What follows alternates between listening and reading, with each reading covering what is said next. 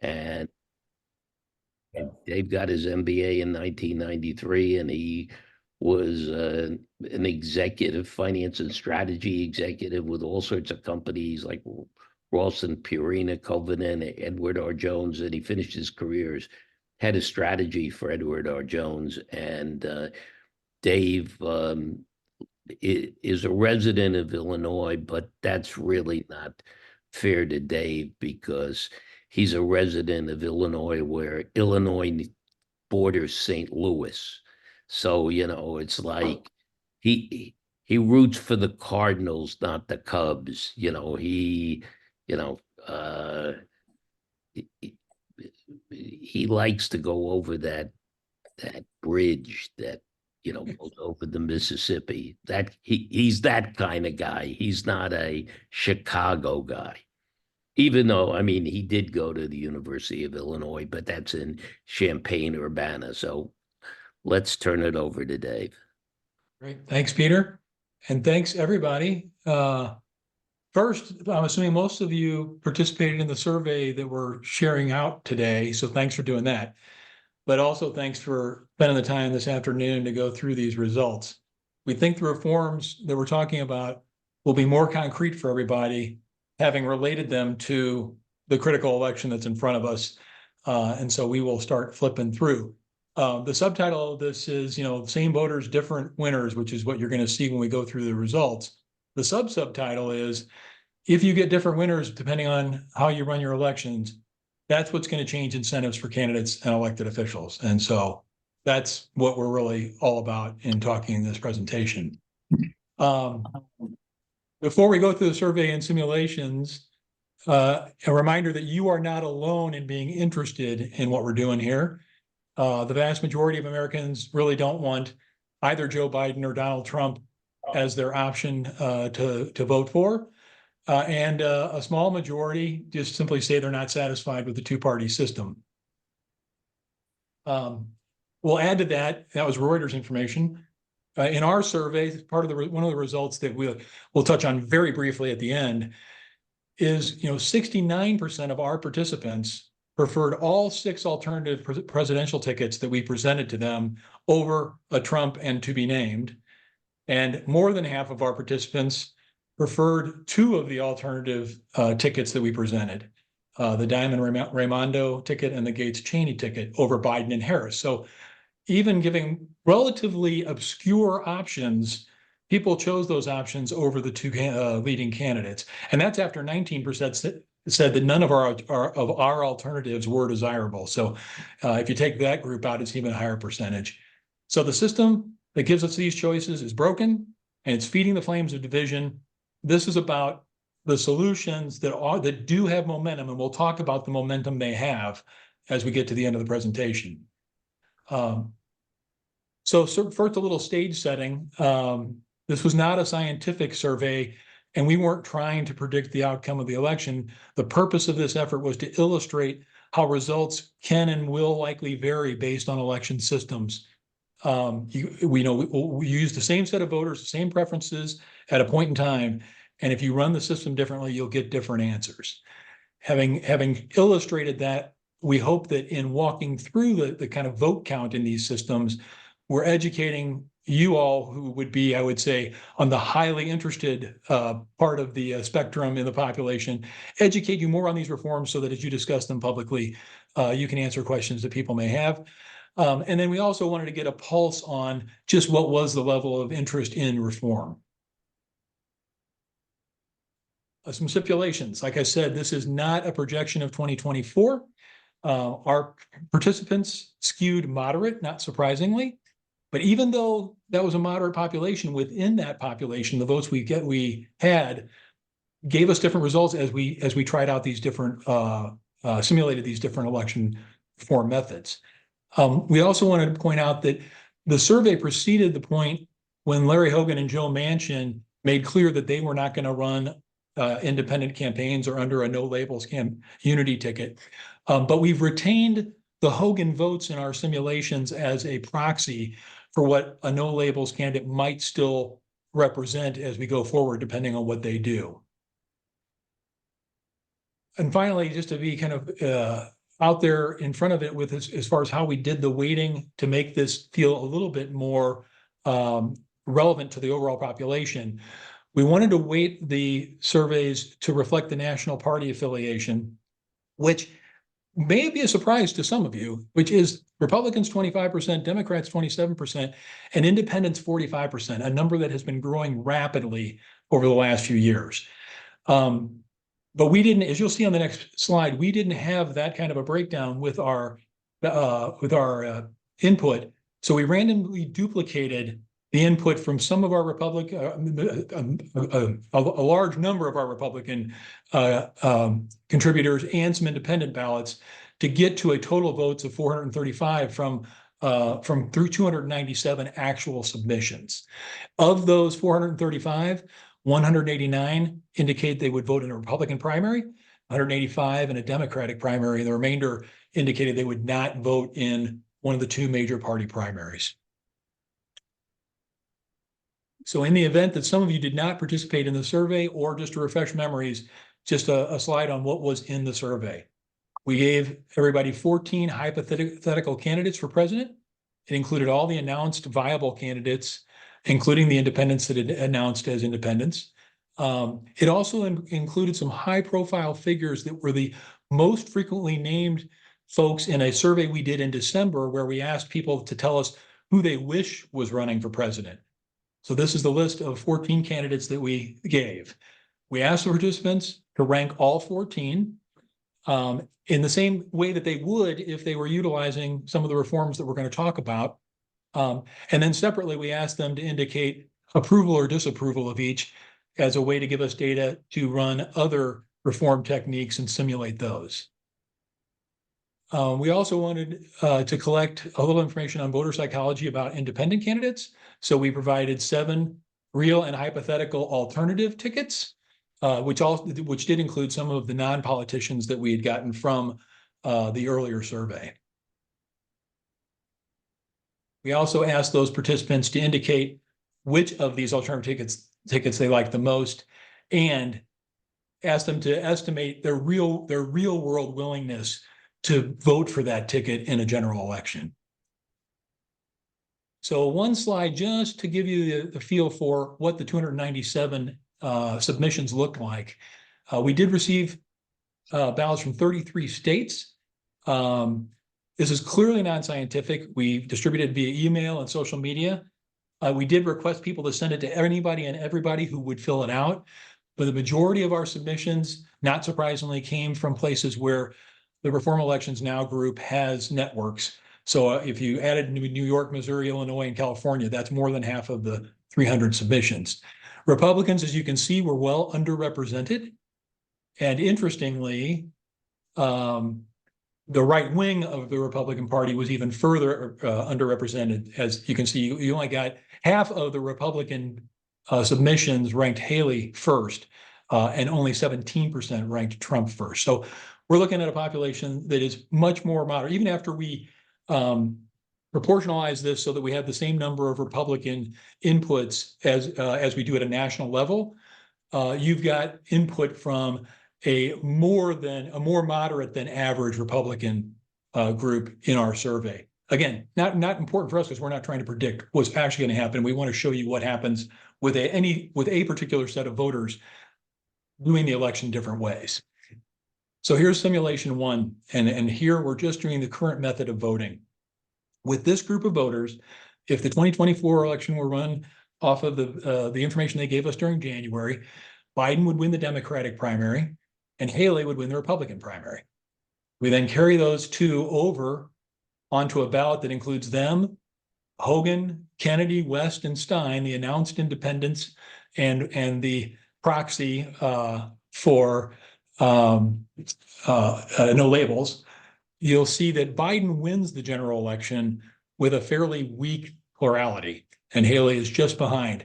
And significant, even in this population, significant vote count for Hogan and Kennedy, which brings you to some conclusions about what this election would look like. First of all, the winner does not achieve a majority.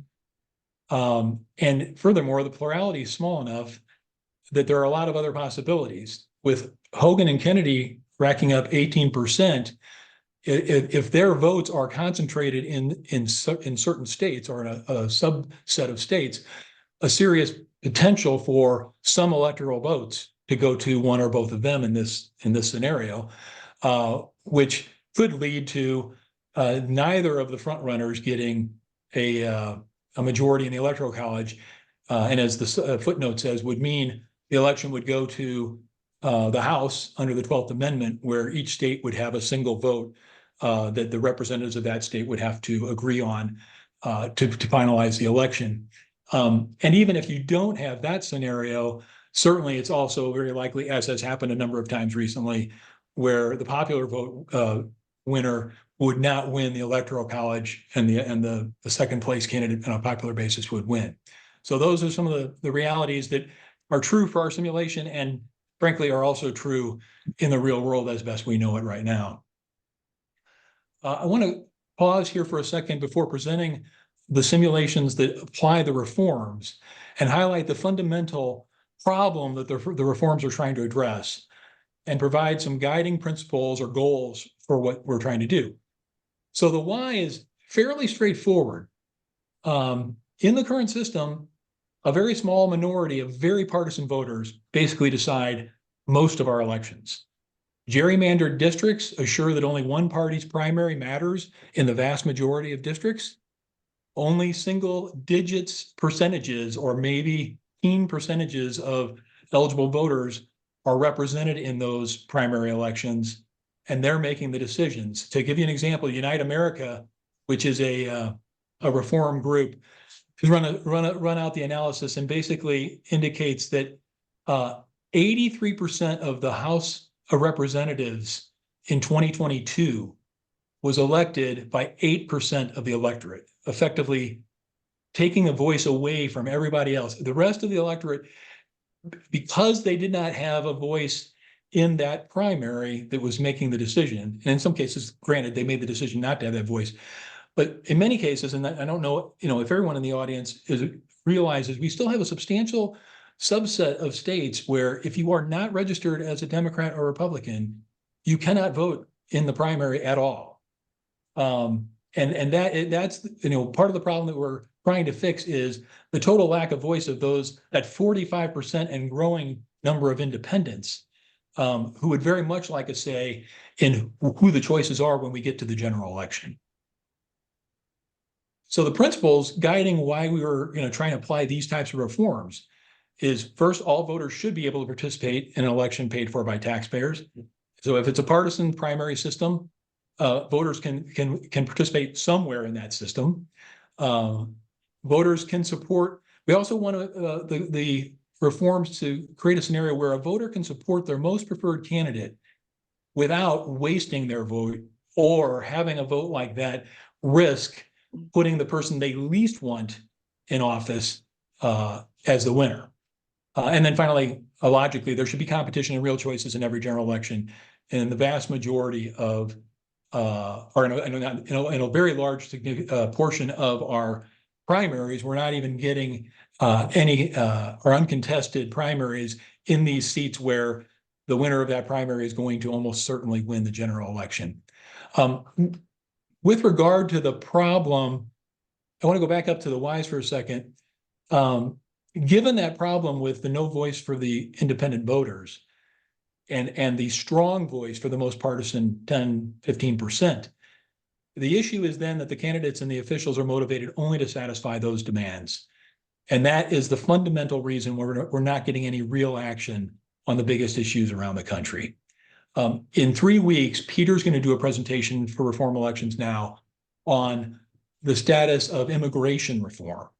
And it's a poster child for demonstrating that our representatives are basically incented not to get an answer because they'd much rather use the issue to run and raise money and win the next election, knowing that, in fact, if they compromise, but like if they compromise in almost any other important issue, the fact is, not only are they not incented to do that, they're incented not to do that because if they compromise, they'll be voted out by that partisan minority in the next primary system. So with that, we'll move into the key reform techniques that we're simulating with all the input that you guys provided. First, there are three types of voting and counting systems. The first is ranked choice voting, which is also called automatic runoff. I'm going to very briefly describe it, but we're also going to walk through it in the next slide with our data. So what happens is the voter ranks all the candidates on the ballot, first, second, third, all the way down. The ballots themselves are processed in rounds. In the first round, if one candidate receives enough first choice votes to have more than 50% of total, the election's over. But if not, the last place finisher in that round is eliminated. And you take the ballots, all of the ballots that had that candidate as the first choice are reevaluated and looked at for who was the second choice. And those second choice preferences now receive the votes from those ballots. At that point, if somebody has 50%, it's over. If not, you go to round 3, et cetera. We'll demonstrate this more in the next slide. Approval voting is simpler to explain, but less commonly known. And here it's simply voters signify, in most cases, they signify simply, I approve, I check if I approve, and I don't check if I don't. In some cases, you could also have a system where I check if I approve, and I also have an option to check if I disapprove of a candidate, so that I have the effect of eliminating, being a negative vote on that candidate if I'm trying to avoid the candidate I least like. The candidates who receive the highest number of approval votes win. That's plural because in a primary scenario, you could have a situation where you use the system, but then you allow the top 3, 4, or 5 candidates to flow through into the general election. I would note, actually, we'll come back. In Condorcet voting, it's a ranking system like you use in ranked choice voting, but the ballots are processed very differently.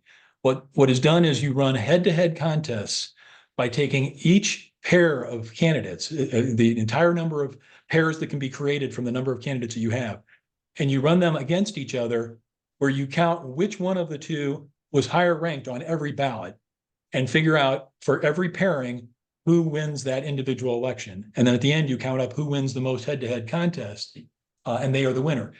In most cases, it will prove out to be that there'll be one candidate who actually wins all the head-to-heads, but it is possible that that doesn't happen, and we'll talk about that scenario as well. In the other major reform, and in some respects, even more important and more ultimately impactful, is nonpartisan primaries. And this can be used in concert with these voting systems that we're talking about. And the idea of a nonpartisan primary is simple. All the candidates who want to be on a general election ballot put their names in for the single primary.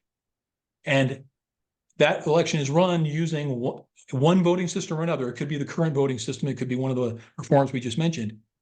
But the top 2 to 5 vote getters in that primary then move forward to the general election.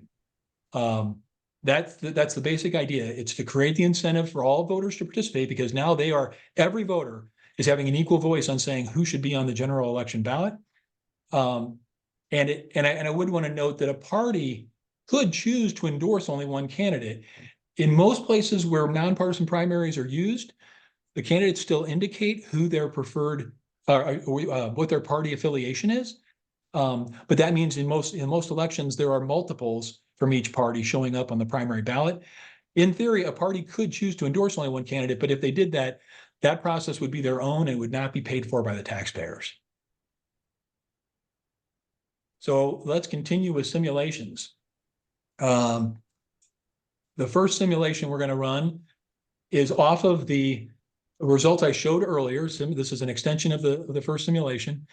And then you'll remember in that simulation, Biden won the election with 39% to Haley's 36%.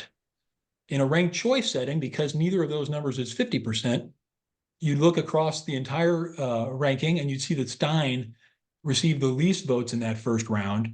And so those 15 ballots get reevaluated, and whoever was second choice now receives the vote in the second round. Again, we get through that. Biden retains the lead, in fact, extends it very, very modestly. And West becomes the candidate with the least votes at the end of the second round. We still have no candidate with more than 40% of the vote. So we go to a third round. In the third round, Biden actually extends, the lead begins to shrink. He's got 40%, but Haley has come up to 38. And Kennedy, with 9.4% at this point, becomes the candidate who gets eliminated. Again, each time we're taking those ballots of the candidate that's been eliminated, and we're looking for who is the highest ranked candidate of the remaining candidates that are in. We run that process. And in the fourth round, we actually switched the leadership to Haley at 43.7%. And Hogan at 65 is the loser. We still have not gotten to a majority. So in this particular case, you'd have to run it out all the way to 2 candidates. And in the final analysis, Haley wins the election with our simulated voters 52 to 48%. Approval voting with our data gives us the same outcome. Haley was the only candidate to receive approval from more than 50% of our participants. Biden was very close at 49, just 9 votes short. And then you see the rest of the results. And then a Condorcet vote came out this way. Haley, as we'd already seen, won the head-to-head with Biden 52 to 48%. But she also defeated the other 4 candidates by larger margins. It's 59% against Hogan, 80% against Kennedy, 70 in the 70s between West and Stein. So with winning all of the head-to-head contests, Haley would be announced the winner. So in short, all 3 reforms generate the same winner, but all 3 reforms also generate a different winner than the system that we have today would generate with this set of voters. So in simulation 2, I'm going to keep the partisan primary system, but I'm going to change the way those primaries are run. And we're going to do an approval vote in the primaries. So in the Democrat primary, with approval voting, 81% of the voters who participated in the Democrat primary approved of Klobuchar, very narrowly beating Biden. And in the Republican primary, no real difference from what we saw in the other format, with Haley with 74% approval and a significant lead. That does mean that the general election ballot looks different, because now I've got Klobuchar in the Democrat position and Haley.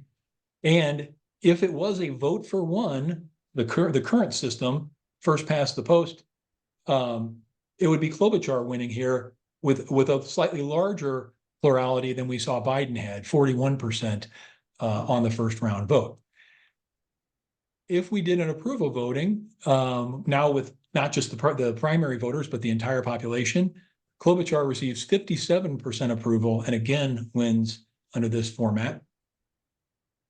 And if we do a ranked choice vote with that same set of 6 candidates, we actually end up coming down, as we did in the first time, to a 5th round. But this time Haley does win, but wins by a single vote, 50.1%. So under a partisan approval primary methodology, we end up, and I'll go to the Condorcet voting. Haley also wins the Condorcet, very similar to what we saw before. She wins all 5 head-to-heads, and Klobuchar loses only to Haley.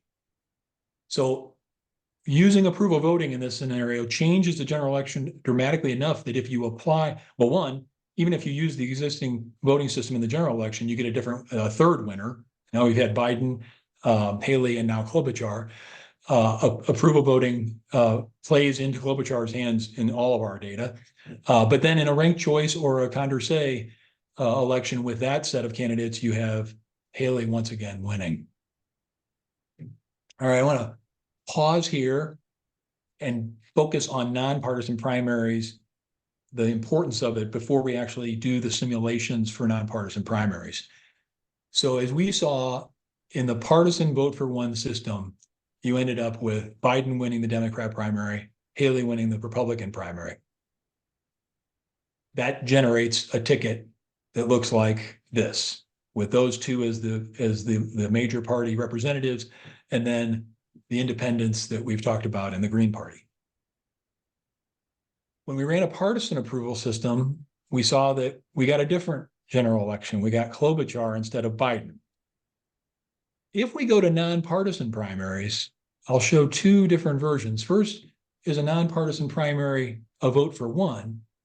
In our results, in a vote for one nonpartisan primary, the top 5 candidates end up being Biden, Haley, Michelle Obama, Trump, and Klobuchar.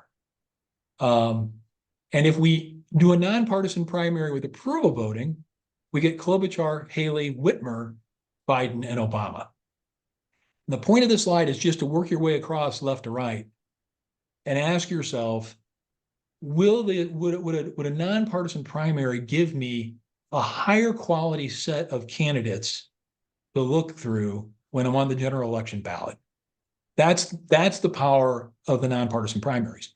I will also say, if you're going to bring 5 or 4 candidates through, or even 3 candidates through from the nonpartisan primary, you're going to have to very seriously consider the other reforms so that you don't create all of the downside of spoiler votes and confusion about, strategizing about how to deal with the 5 choices. We use one of these other methodologies so that I can vote as I want and allow the preference to work its way through. We think, partisan primaries in the end advance only one candidate and they drive polarization. Nonpartisan primaries allow all the potential candidates a path to the general election, and it encourages people who appeal broadly to the electorate to run for office, and it gives them a real opportunity to win versus the kind of primaries that they would be facing today. So then in simulation 3 is a vote for one nonpartisan primary. So we showed these results. These are the 5 candidates that pop up in that nonpartisan primary. If I run a ranked choice election, Haley wins with that set of candidates. So no change in the ultimate outcome. And I think one of the points I want to make is it's not so much there are different systems and we're ending up with different winners under different reforms. I would always go back to asking the fundamental question, do I like the nature of what kind of winner I'm getting in any of these reforms more or less than what I'm getting in the current status quo system? In this case, Haley wins in the ranked choice of this coming out of this primary.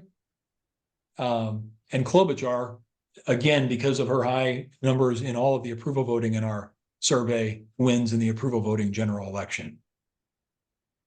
In simulation 4, we have this different set of candidates: Klobuchar, Haley, Whitmer, Biden, and Obama. And the ranked choice election ends up very, very much essentially the same as what we would have faced in the status quo. The Condorcet voting is actually really interesting because here, with having added Gretchen Whitmer, no one candidate beats all the other candidates head to head. Whitmer wins in her race against Haley by having 13 more votes, where she was higher on the ballot than Haley was. Haley beats Klobuchar by 1, and Klobuchar beats Whitmer by 63. And so you end up with a 3-way tie if you just count the races. Based on current understanding of how you would break ties in a Condorcet methodology, you'll have Klobuchar win because her only loss is, in this case, by 1 vote. It's the narrowest loss of the 3 losses that created the tie. So here we have here we have a Klobuchar again as so under a nonpartisan approval primary, we can get 2 different answers as far as what kind of the final winner in the general election, depending on what methodology we use.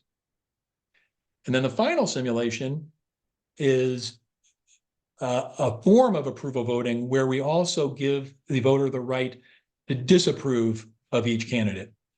This is interesting at several levels. And first of all, it gives us a very different set of candidates: Klobuchar, Haley, Whitmer, Manchin, and Hogan as the top 5.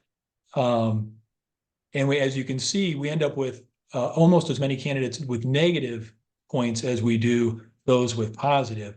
It really does highlight the polarizing nature of who's getting through the primary systems today, because even Biden falls outside of the top 5.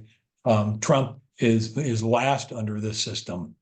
And at the very bottom, we just note that each voter, the average voter, put forth 4.7 approvals, but they put 5.7 disapprovals down. So they're not liking what they're seeing as far as the kind of candidates that are coming forward.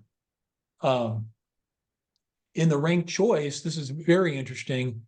With Whitmer and with Biden out of the race, the mechanics of a ranked choice vote actually end up giving the win to Whitmer in the final round over Haley, 51.5% to 48.5%.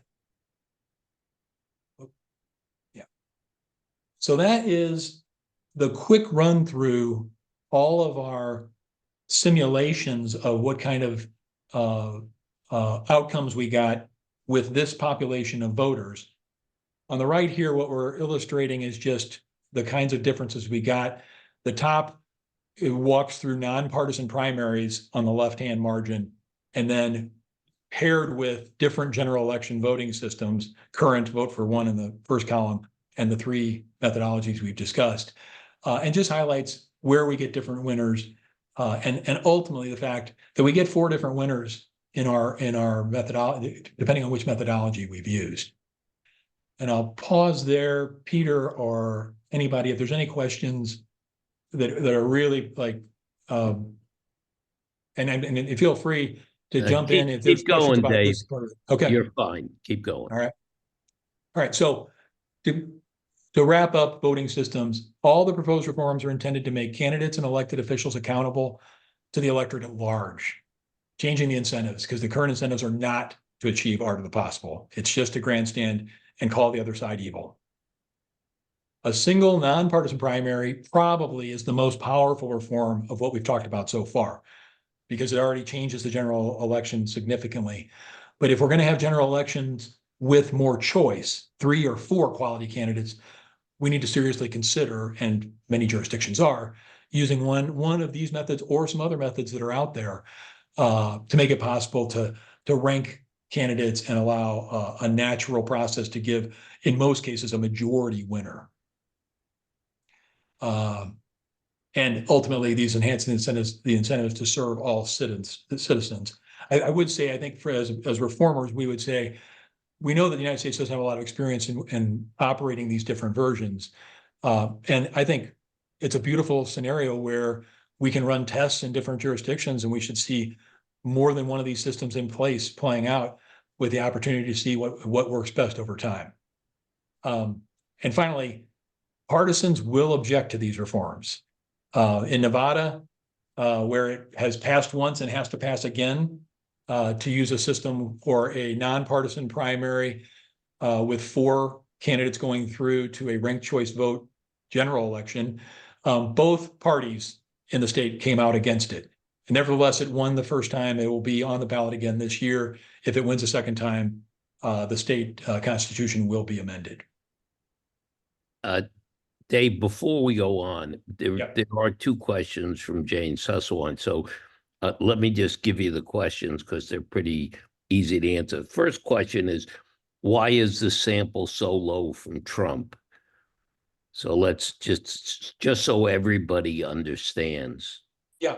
So I think it boils down to the participants were people that were reached out to by Reform Elections Now and by our members individually. And as reformers, we are going to generally be more in a moderate category, and our networks are going to be more moderate networks. I also believe, because I personally had some communication with my friends who are less moderate, who were suspicious of the whole process. And you're going to see one of our results of our survey indicates that our more conservatives are just skeptical of all of these reform ideas. And so I just think we couldn't get, without forcing and doing a very, very strenuous effort to make it scientific, we couldn't get a lot of participation from that crowd. The second comment from Jane, which is, she notes that RFK takes more from Republicans. And once again, Jane, let me just try to answer that. It's this, as David said repeatedly, this is not scientific. So it doesn't reflect the overall voting population as a whole. What it's meant to do is show how difference with the same votes, how different systems can lead to different winners.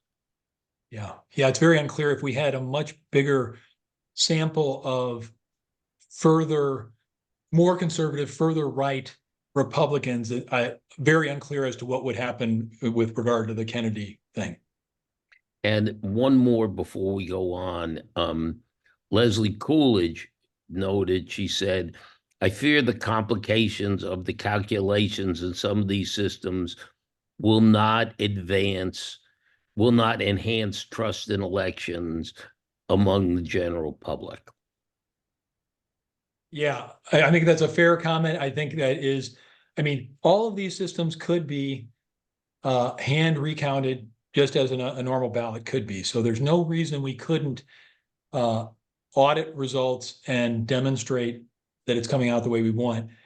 I mean, Bren has a different presentation on the need to make the changes that will help the public be confident in voting methodologies. All of those things apply here just as well. And to your point, maybe a little more so because people are going to be suspicious about rounds 3 and 4 of an RCV vote, for sure. I think those are overcomable, but your concern is a legitimate concern that you've probably added another thing that you have to overcome. Okay. Now, one just small point from Eileen is Nevada is voting on top 5, not top 4. Oh, thank you. Okay. But let's keep going. Okay. All right. Whoops. All right. So then, as far as other survey findings, I referenced this at the beginning of the presentation. It was just very interesting to see how strong the support for some fairly non-traditional tickets that we proposed based on the earlier survey.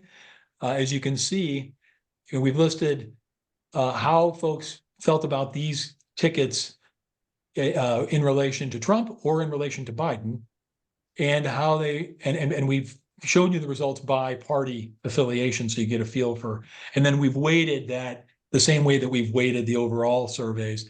And so you end up with all of the alternative tickets being, with the population of voters that we had, all of them being significantly preferred to a Trump ticket, and then a fair amount of support against Biden with regard to the same set of voters. And as I said earlier, too, where it's actually more than 50% say they prefer these tickets, Diamond Raimondo and Gates and Cheney, over a Biden ticket. If you're interested in who their favorites were, if you weighted for national party affiliation, the overall favorite was Huntsman and Manchin. But then if you look at who was the favorite by the different parties and independents, not shockingly, you get a different favorite for each of them. The Republican favorite was Huntsman and Manchin. Democrats were Diamond and Raimondo. And in both those cases, it was by a fair margin. And independents, by a smaller margin, preferred Gates and Cheney. Although you also want to look at the bottom line. None are desirable. An interesting high level, 30% from the Democrats. And then continuing with other survey findings that are worth noting. First is, so we've asked people, under what circumstances would you vote for your favorite? And the answers were, I will vote for my favorite. If they were there, I would do it. I would not, based on what I know today, or I would, but only if it wouldn't help Trump, or only if it wouldn't help Biden. And if you run this out, the key finding is that the Democrats and independents are really unlikely to vote for an alternative ticket if they see any risk of it electing Trump, because you take the 35% that say they aren't going to vote for this favorite alternative anyway, and you add the 60% that they say, I wouldn't vote if I saw any risk of a spoiler outcome. You basically have the Democrats saying no, and the independents are at a 74% level with the same result. The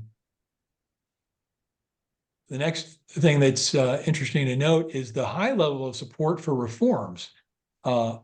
Weighted for party affiliation, over 63% said they would approve or support ranked choice voting as a way of doing it, which is actually pretty high given how controversial it is around the country. And it's higher than 50% that would support runoffs, presumably because everybody understands runoffs adds a lot of cost and time and procedure to an election. I would note there also that you have 29% support for approval voting.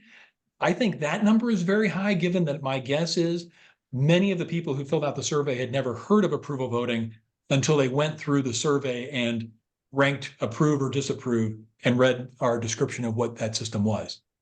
And then finally, an interesting number is that 21% of Republicans, going back to a comment earlier, indicated real skepticism about any reforms here, and that number was so much higher than the other ballots. So that brings us to, where we are in this process, because going back to the fact that it's complicated and many there are obstacles to getting this through, depending on a state where you can do it through voter ballot initiative, or you have to have a legislative answer. That said, there's an amazing amount of momentum around the country toward this. And so on the left-hand side, we just point out that ranked choice voting is already in use in 62 jurisdictions across 16 states. And very importantly, it's like the primary system in 2 states, Alaska and Maine, with more states coming that we'll look at in a second. And it was used, ranked choice voting was used in 2020 by Democrats in 4 states for their primaries and by Republicans in 1 state for their primaries, both statewide and federal offices. And very likely it was ranked choice voting that enabled Youngkin to win in Virginia. Internationally, it's worth noting that ranked choice voting is used in national elections in Australia and Ireland since 1918, 1921, respectively. Nonpartisan primaries already exist in a number of places: California, Washington, Nebraska, Alaska, and Louisiana, although Louisiana is working hard and may have already successfully changed that, as there's a lot of pushback against these reforms. But it is worth noting that most of these nonpartisan primaries are top 2, which, at least from my perspective, as I think about the reforms that best meet the criteria that we talked about earlier, I think you'll get better ultimate outcomes if you at least bring 3 candidates through to the general election. And then we go to the right-hand side here, and we have a number of states, 7 states that have current efforts underway to bring one version or another of the reforms we've been talking about into play. And one of those is Arizona, that has a very interesting effort underway. And I want to pause here and let Peter make an introduction, and we'll talk a little bit about what Arizona is doing. Okay, thanks. We are really lucky to have Sarah Smallhouse. Now, if you look at your participant list, Sarah Smallhouse is listed as Eileen because of issues of logging in.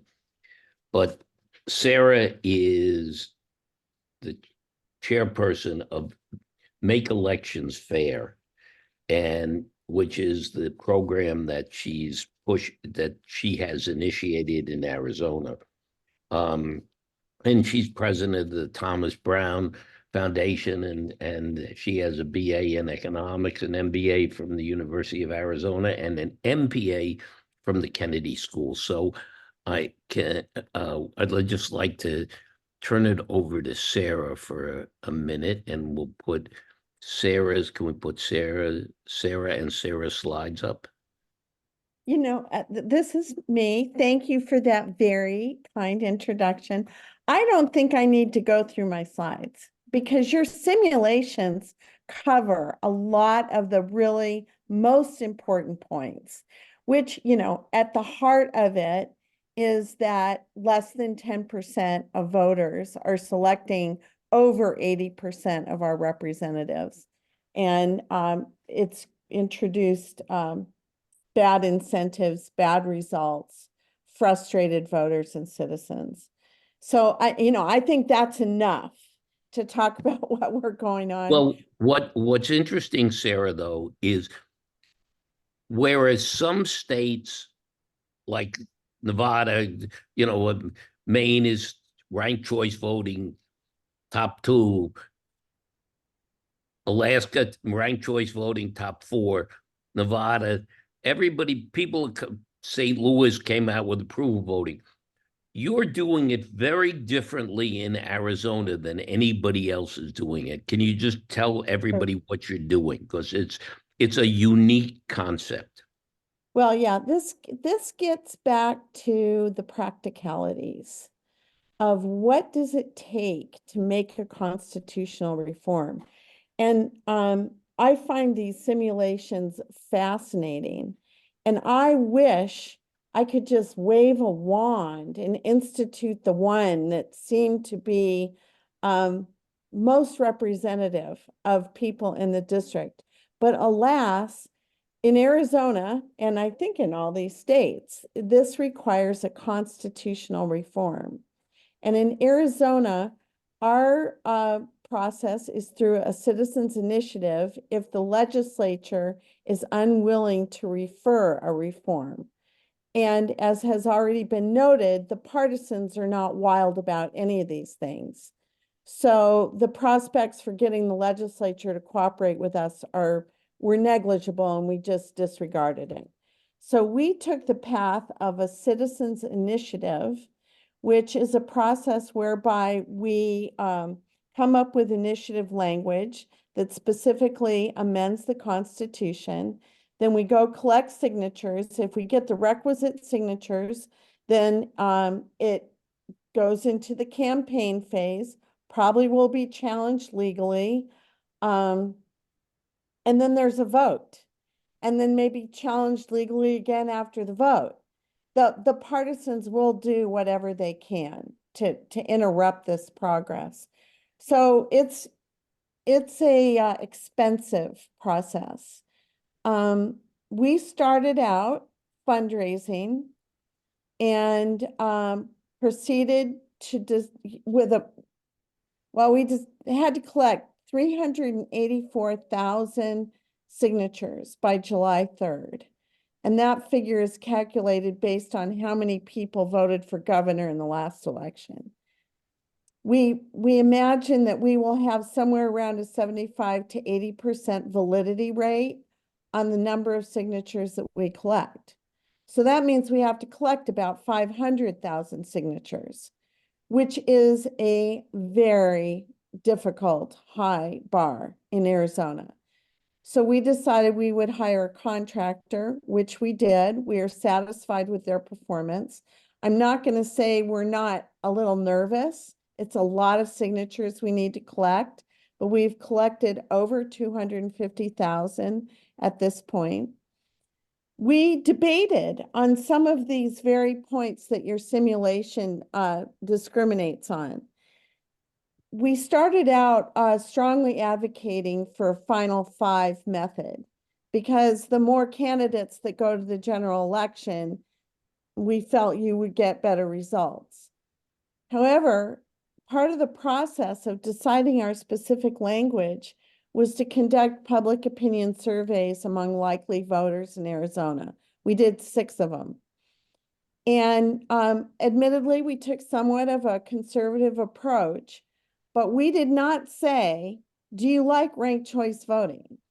Or do you like being able to express your preferences among which candidates you like the most? We didn't do that. We asked a question that was very close to what we expect the 200-word summary would be if it went to the ballot for a ranked choice voting general election.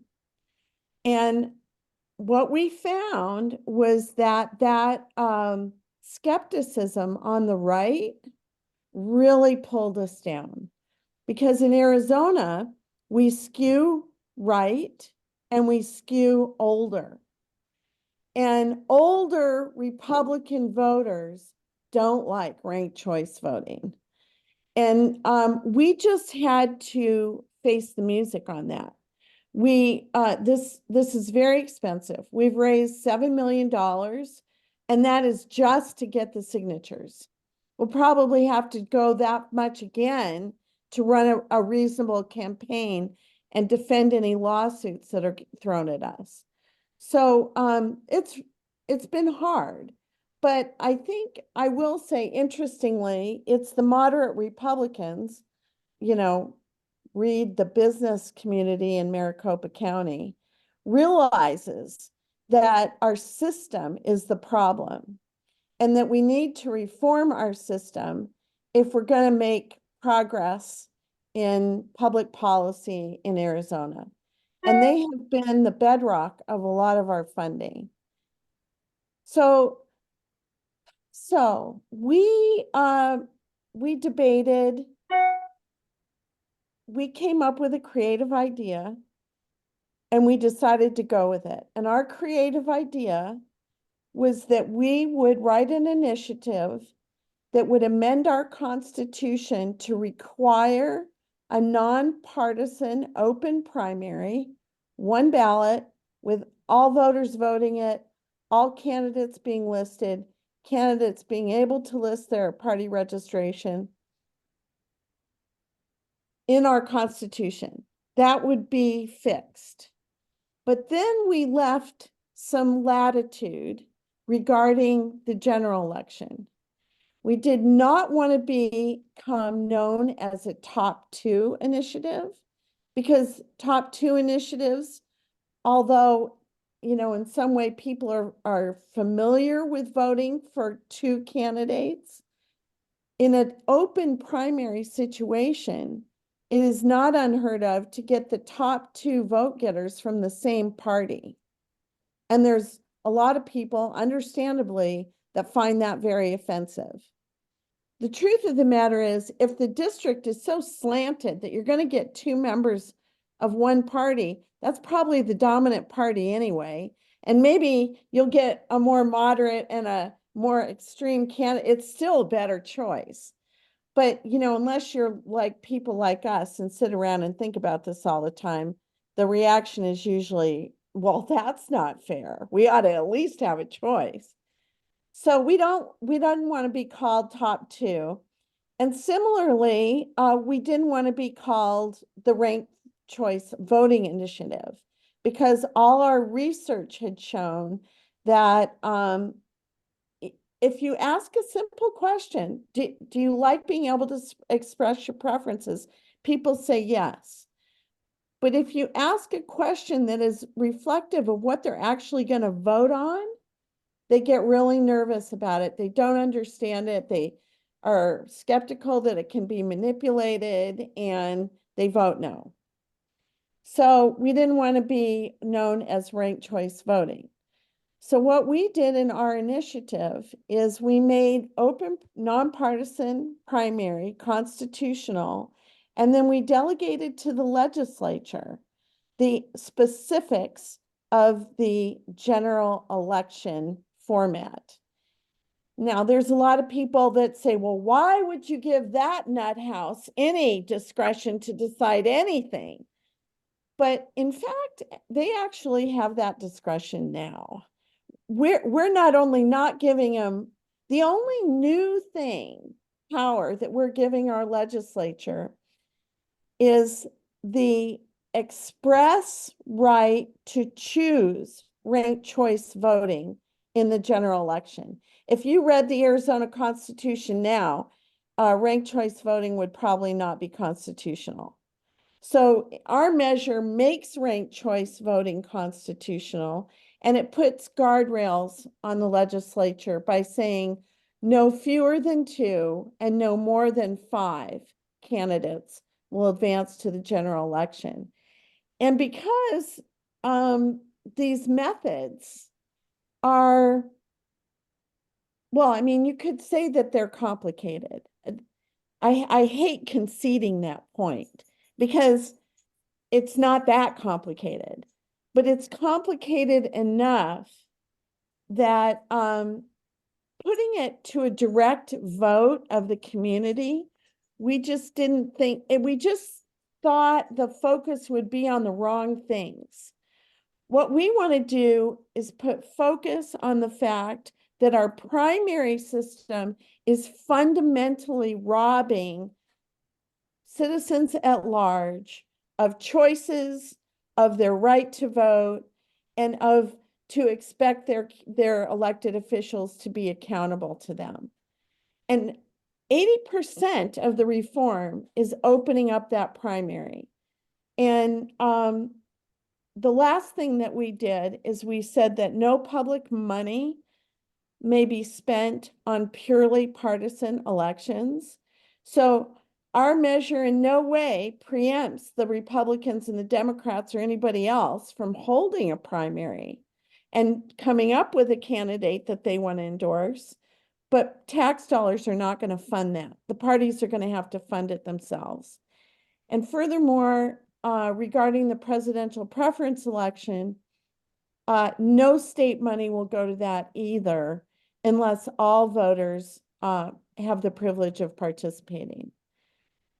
This can all be changed every 6 years, and that's it in a nutshell. I will compliment our team. We have a top flight legal team. We have surprised everybody with our fundraising. I think we appropriately have the attention of a lot of people out of Arizona. We're determined, but this is a gigantic boulder to roll uphill. Thank you very much, Eileen, Sarah. I'm kidding. Thank you. I just will mention to people that Arizona is a state where 2 senators who were quite popular recently, the last 2 senators, Jeff Flake, a Republican who took some independent stands, refused to run for re-election, and Kyrsten Sinema, Democrat, now independent, refused to run for re-election. And so, when you have good people who are more moderate than their parties quit, something is wrong with the system. So let me turn it back to Dave. Thanks, Sarah, for coming in, and we'll let Dave finish up. Actually, since Dave threw this chart in, I just want to, can we go back to the chart you just had up a second ago, Dave? Yeah, I just want to mention this. I see comments on the chat, these are complicated, blah, blah, blah. But election systems matter. In my view, they matter a lot. And I'm just going to mention one thing, which is when I looked at the most controversial vote in the last 50 years, I thought it was the subject of Trump's impeachment. So I looked at the people, either Democrats who voted not to impeach Trump or Republicans who voted to impeach Trump, and see what happened. And here's what's interesting. In states with traditional voting systems, 11 people stood against their party. And of the 11, none are still around. 4 lost, 6 quit, and Drew from New Jersey went from being a Democrat to being a Republican. Of the states with new voting systems, meaning ranked choice voting or top 2 nonpartisan primaries, except for one candidate from Washington, 7 of the 8, 7 won and only 1 lost.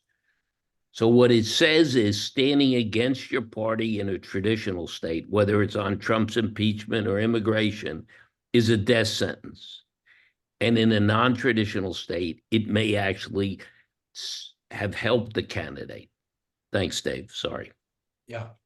Yep. Thanks. And that leaves just one more slide, which is, and I won't belabor this, because the results are still early, but in the early going, as far as these reforms, there are some early studies and work showing that the primary turnouts in states with nonpartisan primaries go up, that the states that are using nonpartisan primaries and multiple candidates moving through to the general election with some of these reform voting systems, they are producing reduced extremism and increased bipartisanship in the legislatures that are created through those election systems. And then the last point being exactly what Peter just went through. So that concludes the slide presentation. We'll open it up for other questions and dialogue.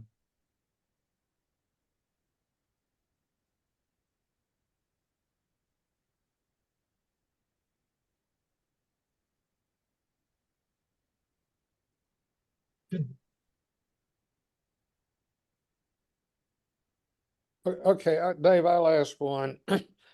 Given the vested interest, it seems to me, in the different systems by the, let's call them politicians who ultimately will decide, I guess, what do you think has to happen for us to change to any of these alternate systems? I really believe that what has to happen is happening. What Sarah went through and what's going on in Arizona, on the second to last or the third to last slide, the 7 states that have current initiatives going on, that sort of thing is happening in enough states that I would argue if you get 10 states that are electing their federal representatives and doing their presidential and determining who gets their electoral votes through presidential elections that use these systems. If you get that in place, you will start to have a real and permanent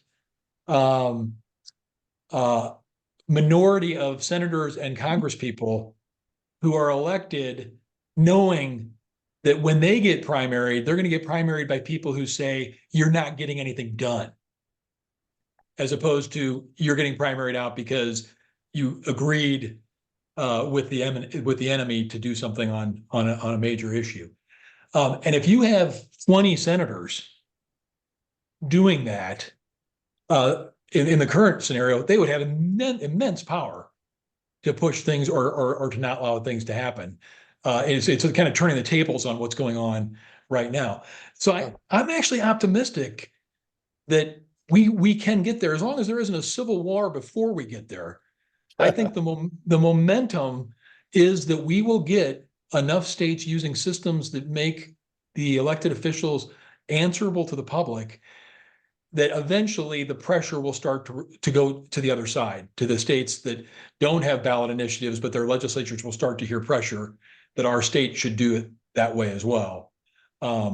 So I do think it's doable, but it is clearly, as Sarah was describing, it's a hand-to-hand combat state by state.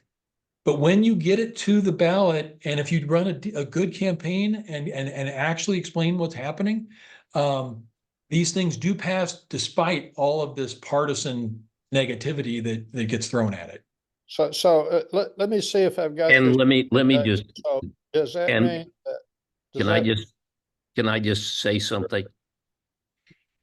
In most of the states where this has occurred already, there's been a crisis that led to change.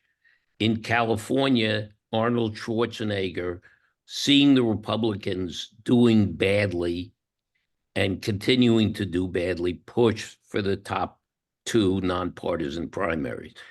In Maine, there was a governor, Denny LePage. Even the Republicans hated him.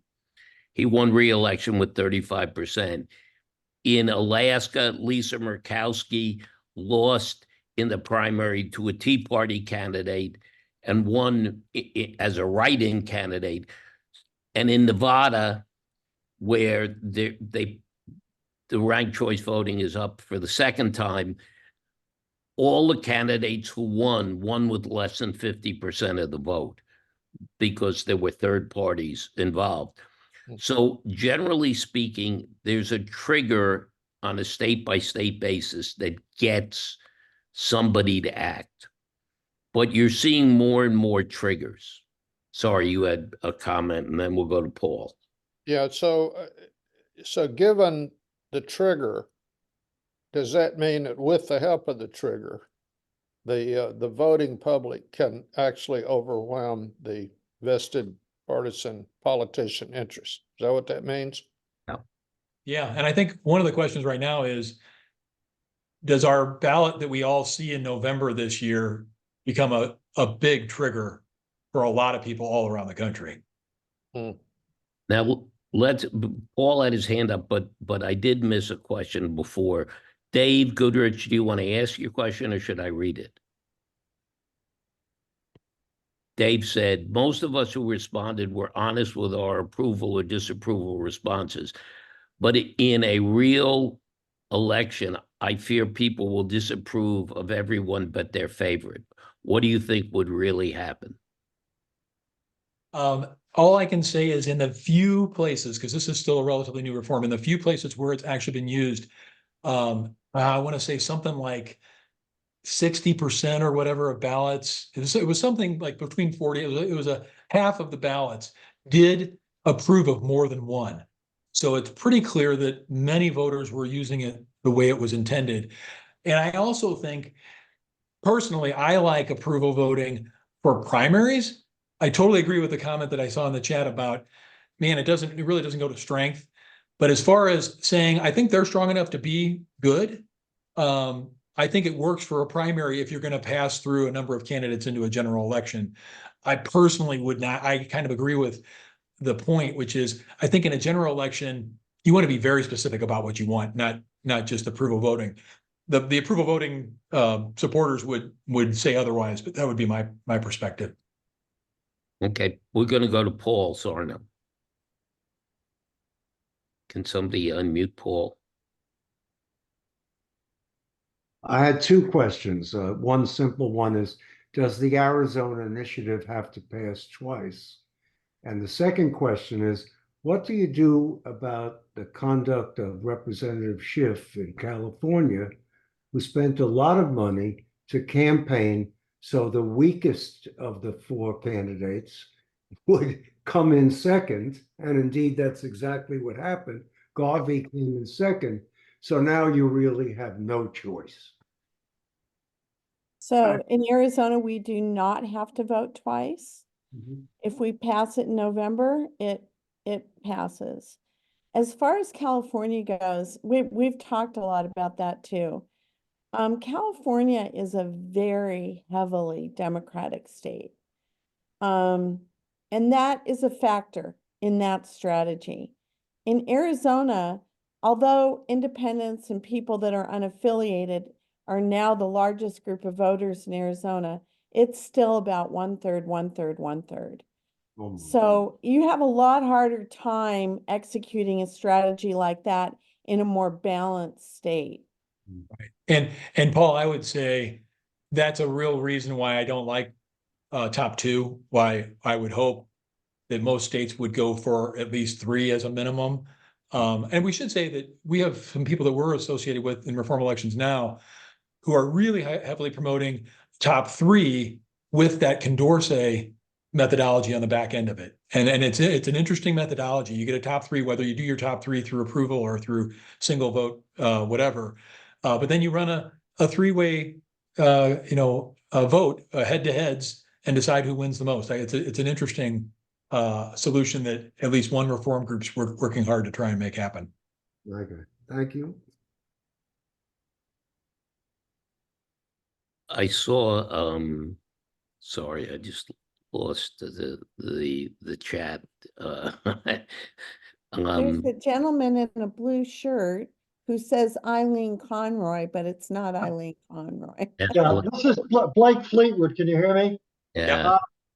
There's a wealth of information about favorability, particularly in early elections things, that all of the polling companies do. I mean, Gallup and all the rest of them do favorability studies. Now, I'll give you one result. On January 9th, Gallup did a favorability study, supposedly scientific, And it had, let me give you the results. Robert Kennedy, 52% favorable. Donald Trump, 42. Joe Biden, 41. Nikki Haley, 33. Ron DeSantis, 32. But there's a lot of other kinds of favorability studies out there, which would be very interesting to popularize early on in the campaigns, you know, and often they test thousands of people. They try and get an exact sample of the whole country. Blake, just so you understand, we completely agree that our study is not representative of the country. What we were trying to do today and in this study is to show that different election systems could lead to different winners. I mean, I can show you cases where, we could have had one group and, and Kennedy could have won or somebody else could have won. What the point that I'm making is that with the particular group of voters we had, that Joe Biden won the first past the post election, and in other forms of elections, you had Nikki Haley, Gretchen Whitmer, Amy Klobuchar winning. And this is just to say that different, as Dave said in the beginning, different election systems can lead to different winners. No, I think what you did is great. I'm just saying that there's other sources of seeing some of this approval studies, other good scientific studies. Yeah, no, I appreciate that. It would be interesting to run, high level approval people through this process. Incidentally, Michael Koenig from recommended Nick Troiano from Unite America's book on the primary solution, talking about different ways of running primaries. It's an excellent book. We like Unite America and we like Nick. So, yeah. And Jane, I see your question. For sure, I think there are efforts underway to get prominent ex-politicians to actually get positive about this, and there are some. The one thing that I've learned in this last year or two of being involved in this process is it's a very broad network of election reformers. Unfortunately, it's too broad a network, and they're all doing their own things. Dave, can we let Sarah make a comment on that? Yeah. Sarah, are you still there? Yeah. Because so- you have some interesting ex-politicians supporting you, and some who can't, like Jeff Flake, who can't support you because he's an ambassador, right? He's an ambassador, and Cindy McCain's an ambassador, and yeah, so there are some people that we can't get, but I'll tell you, a very strong spokesperson we do have is Rusty Bowers, who was, a very important Arizona leader who got primaried. He won the nation's highest award, which is slipping my mind right now. It's a presidential award, because he did not cave to all the election fraud stuff in 2020. But the price he paid for that is he was primaried. So anyway, he's a great spokesperson for us. We've reached out to others, and I don't feel at liberty to give their names because the discussions are still going, but we agree that's a good strategy.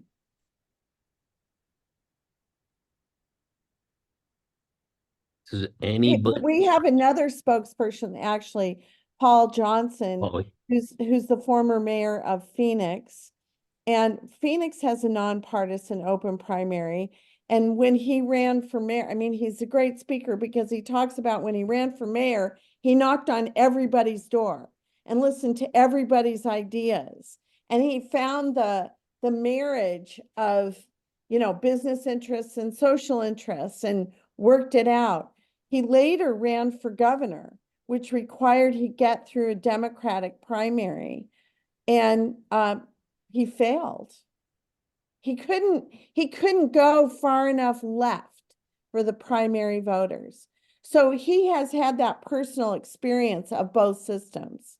And so he is also a very good spokesperson for us.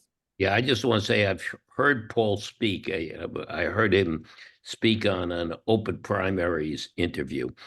And the point Sarah just made is really the point of this whole simulation, which is you have somebody who's a moderate, you have somebody who did a great job.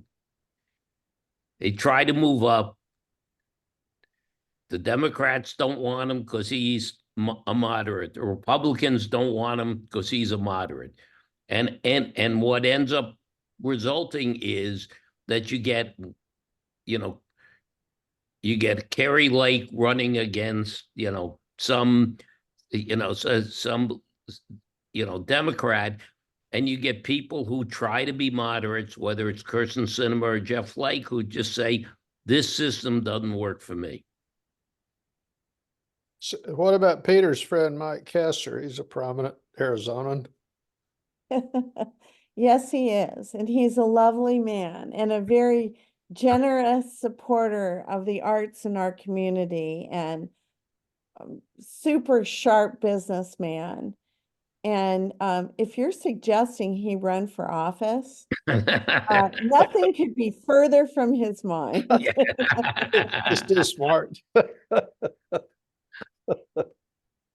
Too And bad. to Hamid's comment, we don't have a survey of young people. We wish we did. We wish we had more young people on these calls, but we're and I just want to say one other thing about Sarah's comment about how Republicans don't like ranked choice voting. There are actually in the state of Utah, a large number of Republican cities actually use ranked choice voting and like it. But we're trying to expand our communication. So if you know any young people younger than Ken, please please tell us. Dave, you have anything else before we let everybody go home and eat dinner? No, I appreciate everybody's time. Pass the word around. Thank you, Dave. Oh, Great oh. presentation. Yeah, we would just like to announce that on April 9th, 5:30, our next presentation will be about an issue that polls show people want to get solved, which is immigration. And yet the two parties have not solved it. So it's another example of just we need our representatives to serve and solve problems. It's So not a question if they have not solved it. We have not passed, the last time we passed an immigration law, Joe Biden was a senator from a small state. Donald Trump was married to Ivanka, and Mike Johnson was too young to drive.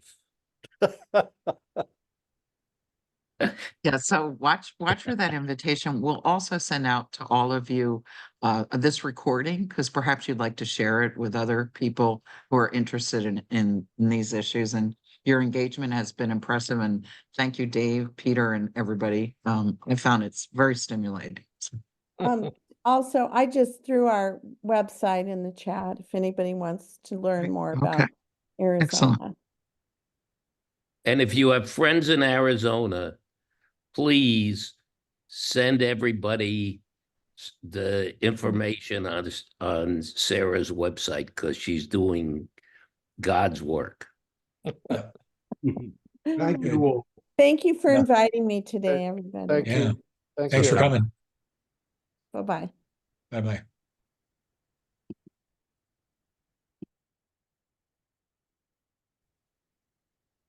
Just hang on a second, Dave. Okay.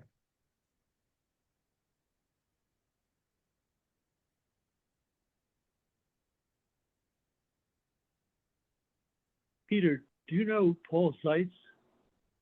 Who? Paul Zeitz, Z-E-I-T-Z. I don't think so, no. Who's he? Who's Paul? He and Kipchoge Spencer are doing a large project to avoid authoritarianism. And the call that was just made for getting young people involved, there's one guy who's on all the calls, very frequent calls, with in Paul Zeitz's group, a guy named Avram, who is in the right demographic to respond to Harvey Susswein's call for getting, or whoever said getting young people involved.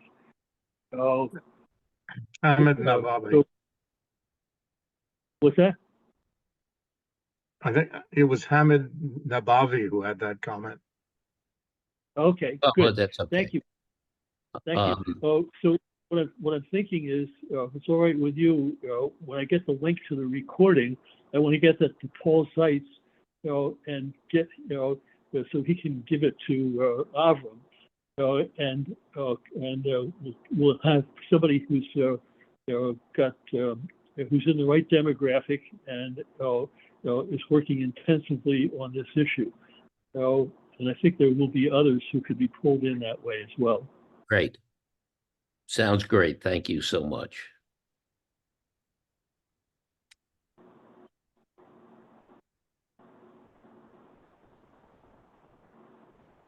That was a great meeting. Great job, Dave. You Dave, knocked it thanks, out of the guys. park. That was Dave, fantastic. Dave, you did great. We got to figure out how to attract more people, but that was such, I mean, I think I've lost my job here. Yeah, But Peter. Not to worry, but And I- thanks, guys. And I'll tell you what, I think the idea of like having a guest speaker come in the middle like that, that was, I think we should do, that idea, Peter, you had of bringing in someone like a Yeah. subject matter expertise to add a little color and context. I think that worked out perfect too. yeah, I mean, I was, Really You worked know out well. what's funny is, we didn't have much chance to rehearse this thing with Sarah, but I think, it was after what Dave said, and then we got Sarah in there. It was really interesting. Yeah, Yeah, and there were actually 35 because there were multiple Eileen copies. Yeah, there were a lot of Eileens out there.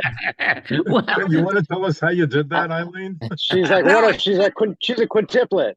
no, she, No, I sent them my Zoom link. See where it was the confirmation because it was the fastest way.